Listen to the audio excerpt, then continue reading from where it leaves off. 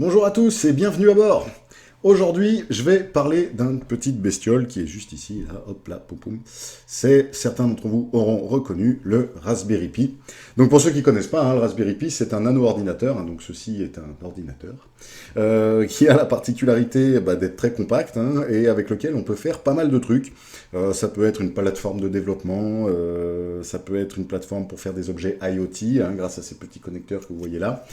Ça peut être utilisé aussi comme une petite station de travail pour faire de l'internet, pour lire ses mails et autres. Et ça peut aussi être utilisé pour déployer des services réseau, comme serveurs DHCP, serveurs DNS et même des serveurs web directement à la maison.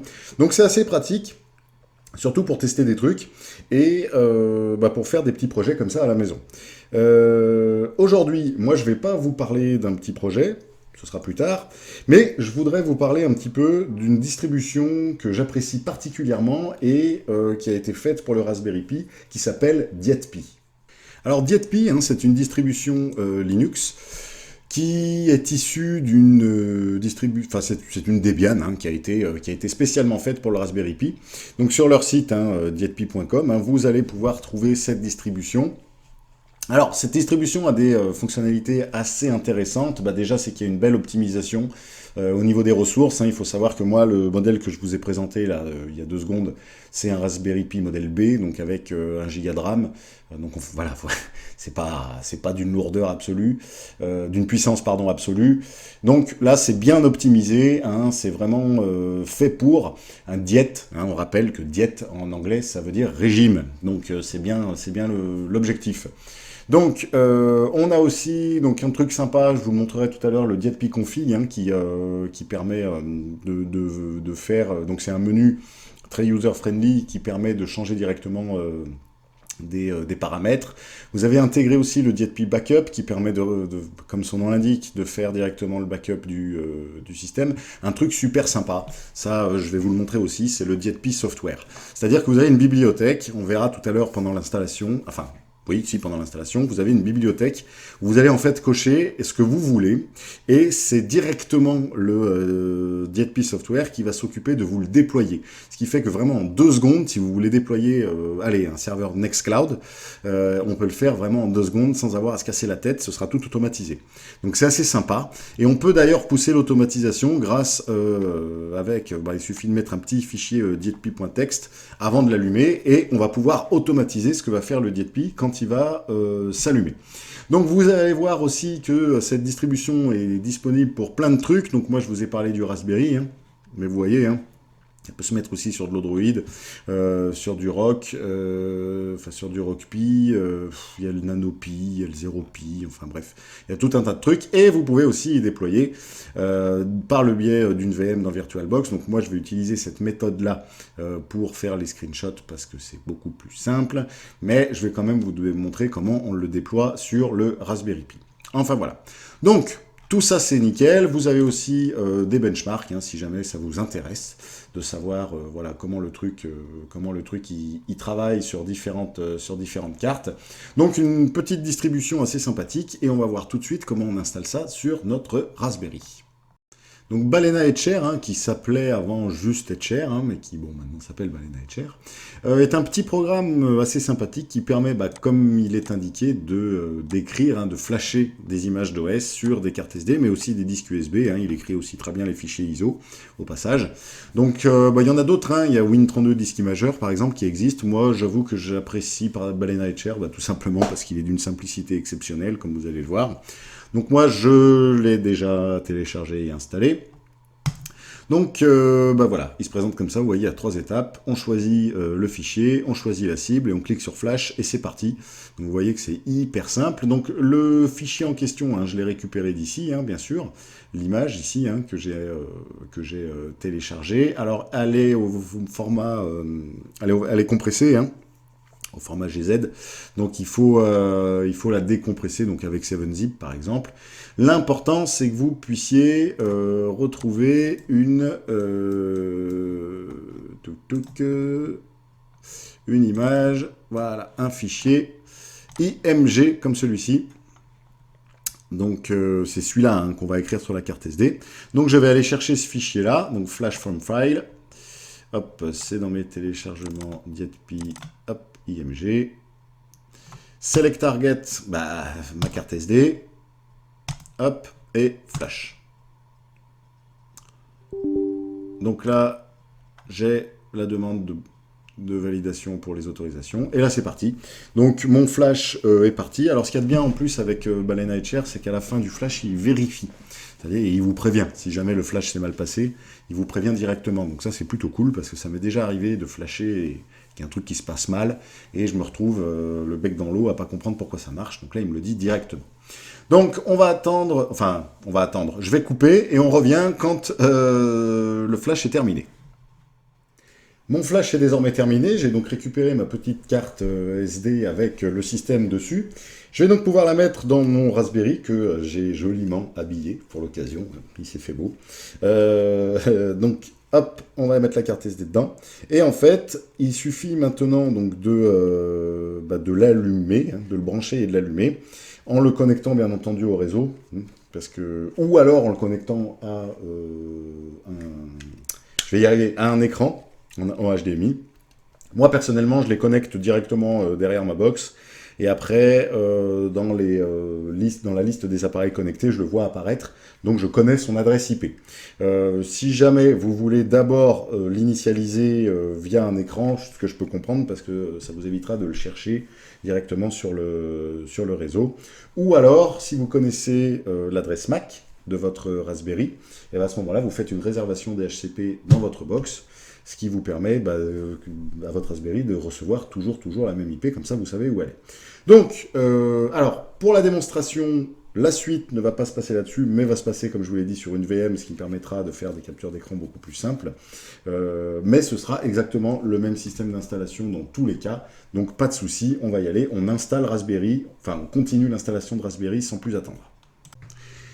Donc nous voilà sur le menu qui apparaît quand le DietPi est installé, hein, donc l'installation de DietPi et non pas de Raspberry comme je l'ai dit il y a 2 secondes. Donc quand DietPi est installé et qu'on s'y connecte, voici ce sur quoi on arrive. Donc là je vois apparaître très clairement donc, mon adresse IP. Donc, comme je vous l'ai dit, moi j'ai laissé en DHCP. Après, vous pouvez tout à fait paramétrer et customiser l'adresse IP qu'il va avoir. Donc, soit, comme je vous l'ai dit, directement en faisant une réservation si vous connaissez l'adresse MAC du Raspberry, soit directement par le biais du fichier dietpi.txt que vous pouvez réécrire après avoir flashé la carte SD, dans lequel on va pouvoir déclarer tout un tas de trucs. Et notamment une adresse IP en fixe, un mot de passe qu'on aurait défini pour l'utilisateur root, enfin tout un tas de trucs qui permettent d'automatiser un petit peu l'installation. Donc moi j'ai rien touché, donc on part sur root et DietPi, donc on va tout de suite se connecter pour pouvoir voir à quoi ça ressemble.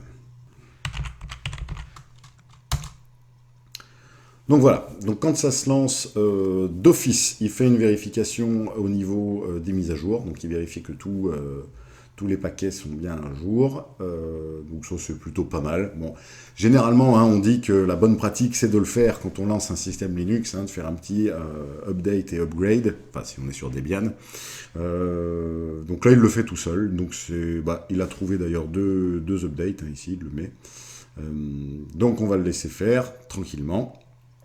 Et après, donc il va nous lancer automatiquement le petit menu hein, qui s'appelle DietPi config, à partir duquel on va pouvoir lui dire tout un tas de choses, et à partir duquel, comme je vous le disais, on va pouvoir installer de manière dynamique, enfin de manière automatique plutôt que dynamique, des applicatifs pour pouvoir les lancer directement et assez rapidement.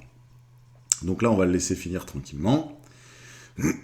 Ce qui ne devrait pas tarder, et on va essayer de passer à la suite.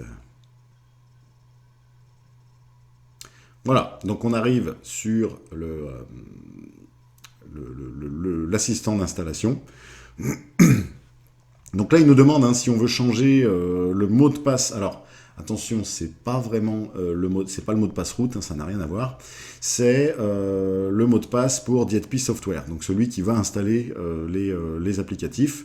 Donc moi oui, je veux bien le changer parce que j'aime bien changer les mots de passe et pas laisser ça par défaut. Hein, donc je je vais changer le mot de passe, hop.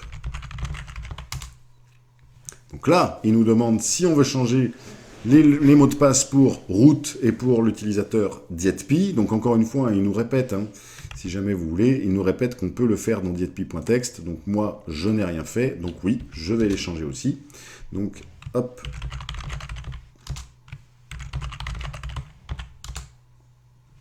Voilà. Il nous demande si on veut laisser actif la console serial. Donc moi, je n'utilise pas de série, de lien série, hein, donc je vais mettre non. Voilà. Et là, donc, on arrive sur le fameux dietpi software. Donc déjà, juste en dessous, on a le dietpi config. Donc là-dedans, vous allez pouvoir trouver tout un tas d'options, bon, par rapport, par exemple, à l'affichage, par rapport à l'audio, par rapport aux performances, par rapport au clavier, par exemple. Là, par exemple, on voit que mon keyboard est en GB, My Time Zone Europe London, donc ça me plaît pas vraiment, donc on va le changer. Hein. On est bien en Europe, mais moi, je suis plus proche de Paris que de London. Et mon clavier, par exemple, c'est la même chose. Donc, on va le changer. Donc, c'est toujours un clavier classique, sauf que Other, et je vais aller chercher ma French. Alors, French. Et French, AZERTY. Hop là. Ça, je change pas. Ça, je change pas. Voilà.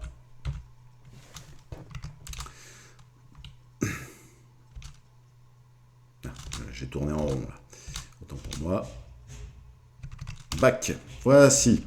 Donc, c'est là-dedans aussi que je vais pouvoir gérer mes adaptateurs réseau. Hein. Donc, mon adaptateur Ethernet et mon adaptateur Wi-Fi qui est intégré. Donc là, il est en off. Je vais le laisser en off parce que je suis sur une VM. Je serai sur ma Raspberry. Donc, c'est ici que je pourrais, par exemple, allumer mon module Wi-Fi pour le basculer en Wi-Fi. Donc, vous pouvez aussi tester hein, la connexion à Internet en allant essayer Success, en allant essayer la connectivité à un site Internet. Donc bref, c'est là-dedans qu'on va pouvoir faire tout un tas de trucs. C'est ici là-dedans qu'on va trouver des benchmarks, des stress tests, pour ceux qui sont un peu plus sur le hardware. Donc, dietpi config à passer, passage obligatoire quand on lance un nouveau truc. Et là où je voulais en venir quand même depuis le début, hein, c'est au niveau du software. Donc, il y a Search Software, donc si vous voulez automatiquement retrouver un logiciel à partir de la recherche, mais sinon, on peut afficher directement la liste. Et là, on voit que c'est pas mal du tout, parce que déjà, bon, au niveau des interfaces graphiques, pour ceux qui aiment, moi perso, je ne m'en sers pas, donc voilà, mais on peut les installer directement à partir d'ici. Idem pour les applicatifs de remote desktop, les systèmes de médias, donc comme Kodi, vous avez Plex aussi dedans, enfin bref, vous en avez tout un tas.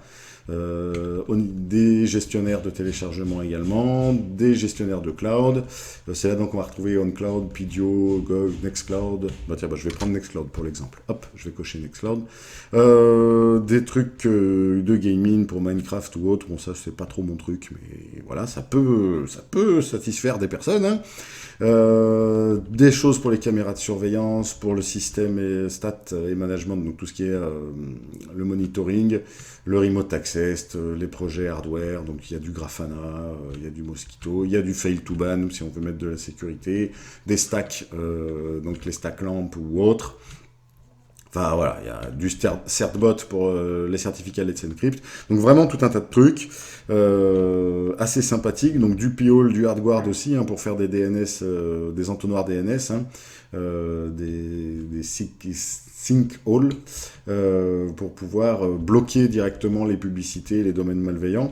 Donc on peut faire déjà, sans même de grandes connaissances, on peut faire déjà pas mal de trucs, et c'est ça que j'aime bien. Parce que ça permet vraiment à tout à chacun de pouvoir lancer ce qu'il veut, ou ça permet aux personnes un peu plus au fait de comment on installe ces choses-là, de pouvoir lancer des utilitaires de manière très très rapide. Moi par exemple, voilà, je m'en sers souvent là, pour la stack lamp. Je veux lancer un applicatif web juste pour faire des tests après au niveau du réseau ou au niveau de l'accessibilité ou autre.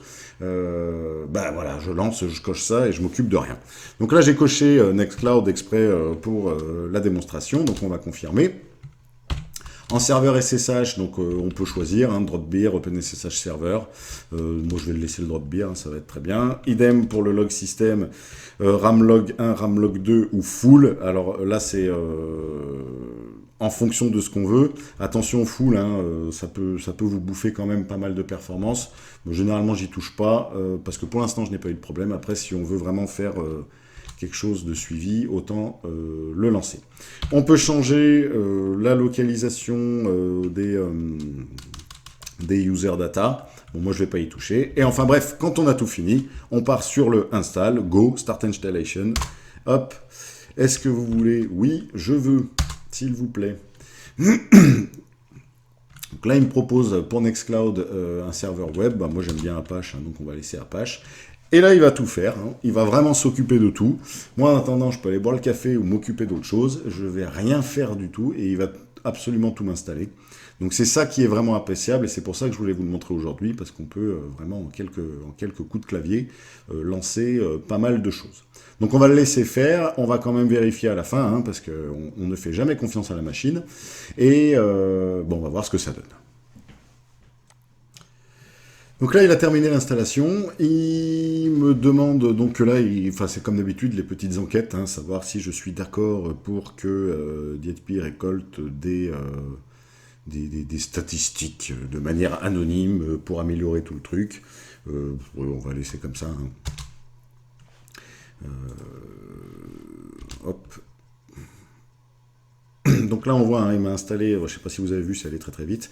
Donc il m'a bien installé Apache, MariaDB, PHP et même un Redis.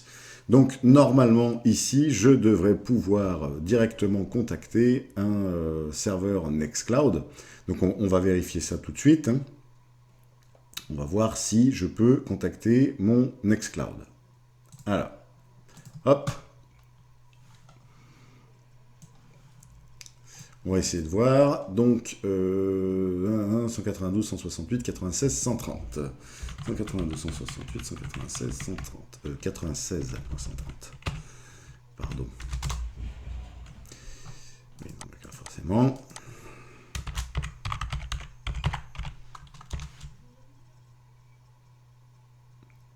Voilà, ça va mieux. Hein. Donc, vous voyez, hein, j'ai un Nextcloud qui est immédiatement opérationnel. Et j'ai rien eu à faire si ce n'est cocher une case, donc c'est quand même sacrément pratique. Donc vous avez vu, enfin, à utiliser sans modération. Hein. Bon là je suis sur une VM, sur un Raspberry, enfin peu importe, ça peut être franchement utile. Alors j'ai jamais testé hein, de mettre ce genre de choses en prod, cela dit, hein, je préfère prévenir. Je ne sais pas du tout ce que ça vaut en prod, est-ce que ça tient longtemps, etc.